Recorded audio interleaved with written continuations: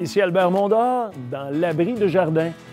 Vous souhaitez, comme bien des gens, avoir une pelouse magnifique, verte, dense.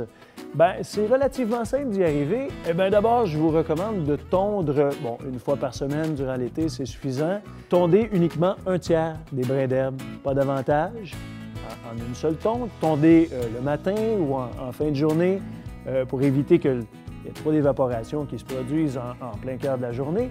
Pour ce qui est de l'arrosage, maintenant, pas nécessaire d'arroser abondamment la pelouse au printemps et à l'automne. En général, les pluies sont assez abondantes. C'est surtout l'été que ça devient crucial. On doit arroser pas trop fréquemment, une fois par semaine, aux 10 jours, c'est suffisant, mais on arrose abondamment à chaque fois. Très important, on donne environ l'équivalent d'1 pouce, donc quelque chose comme 2 à 3 cm. Également, très important de faire une fertilisation aussi. Le gazon doit être fertilisé régulièrement.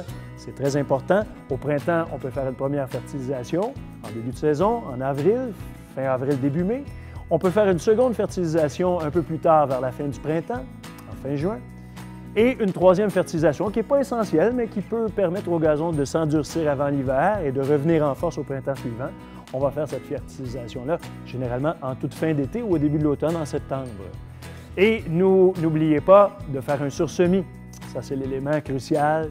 Pour effectuer un sursemis au printemps, je vous recommande particulièrement les semences à gazon ultimes, toutes conditions de ProMix.